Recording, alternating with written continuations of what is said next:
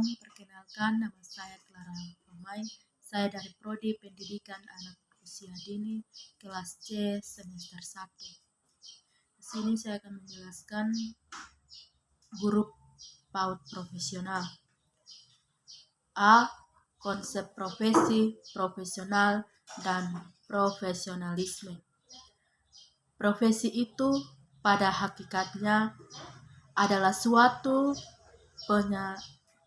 pernyataan atau janji terbuka bahwa seseorang akan mengabdikan dirinya kepada suatu jabatan atau pekerjaan dalam arti biasa karena orang tersebut merasa terpanggil untuk menjabat pekerjaan itu. 1. Hakikat profesi adalah suatu pernyataan atau suatu janji terbuka. Suatu pernyataan atau suatu janji yang dinyatakan oleh tenaga profesional tidak sama dengan satu pernyataan yang dikemukakan oleh non-profesional. Pernyataan profesional mengandung makna terbuka yang sungguh-sungguh yang keluar dari lubuk hatinya. Pernyataan demikian mengandung norma-norma atau nilai-nilai etika. Orang yang membuat pernyataan itu yakni dan dasar bahwa pernyataan yang dibuatnya adalah baik. Dalam arti bermanfaat bagi orang banyak dan bagi dirinya sendiri, pernyataan janji itu bukan hanya sekedar keluar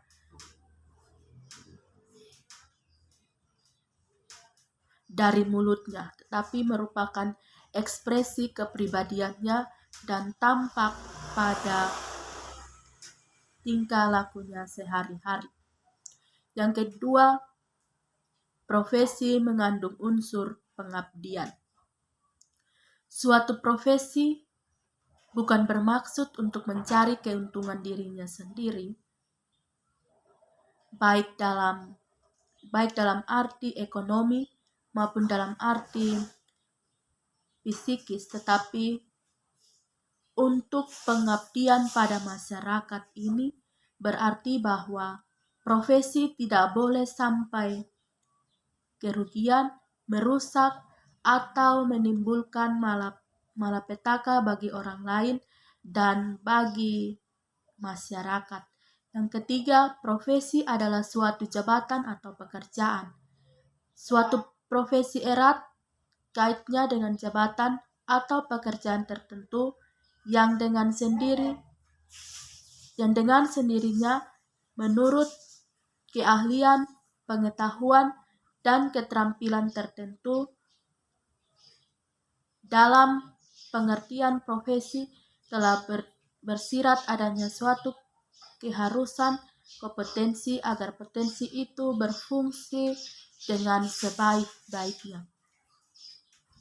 Berdasarkan uraian tentang pengertian kriteria dan unsur-unsur yang terkandung dalam profesi itu adalah suatu lembaga yang mempunyai otoritas yang otonom karena didukung oleh 1.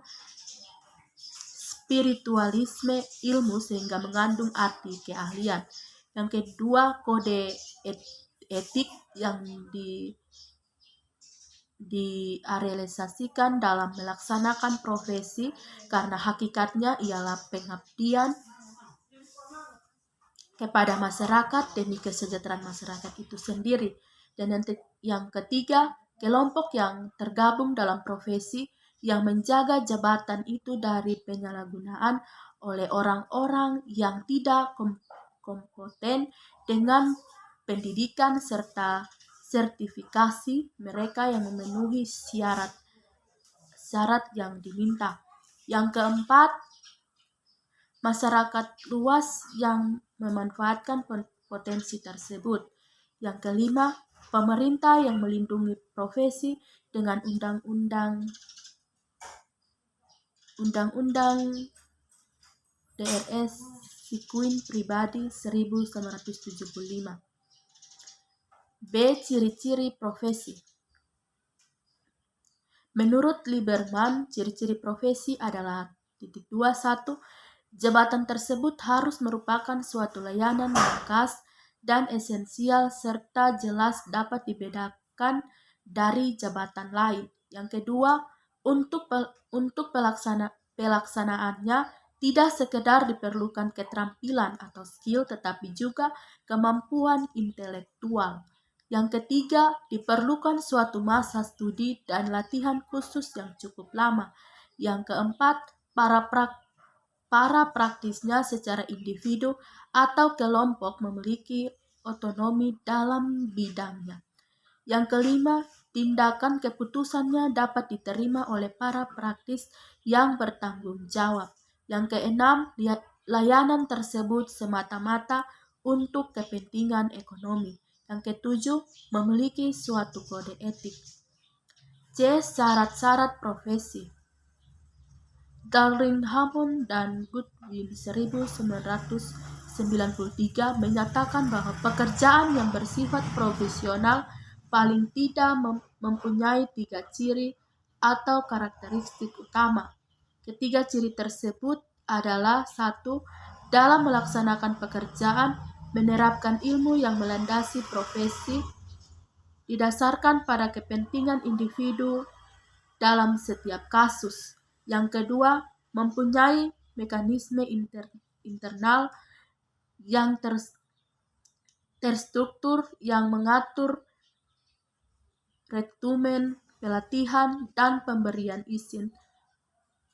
Serta yang ketiga, memiliki ukuran standar untuk praktik yang etis dan memadai dalam mengemban tanggung jawab utama terhadap kebutuhan lainnya.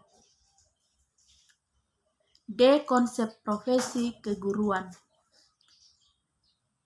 Bertolak dari pandang Darling Hammond dan Goodwin, pekerjaan sebagai guru dapat digolongkan sebagai profesi jika dilandasi oleh bidang ilmu yang terkait. Dalam hal ini adalah ilmu mengajar, ilmu keguruan, yaitu apa yang disebut sebagai dasar ilmiah dari seni mengajar. E. Jabatan guru sebagai profesi. Sama dengan halnya dengan dokter, hakim, apoteker, maupun polisi, guru adalah profesi. Artinya untuk menjadi guru butuh persyaratan pendidikan dan keahlian khusus. Guru tidak bisa dilakoni oleh semua orang. F. Kompetensi guru PAUD.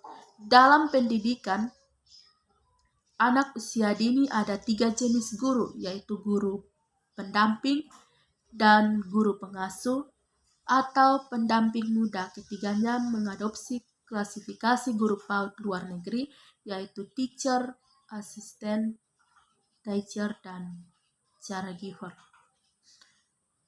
G. Guru PAUD ideal. Siapakah guru PAUD ideal? Guru PAUD ideal tidak hanya lulus pernyataan akademik dan kompetensi, akan tetapi jauh dari itu dia memiliki jiwa pendidik dan pengasuh sejati. Sikap, perilaku, dan kepribadiannya bisa menjadi contoh. Kehadirannya dinantikan semua anak-anak bahagia, nyaman, dan aman berada di dekatnya. Ketika ia bicara, semua akan merasa tenang, tertegun, sekan-sekan tangannya merangkul semua anak dalam pelukannya. Sekian dan terima kasih. Tuhan Yesus memberkati kita semua. Salam.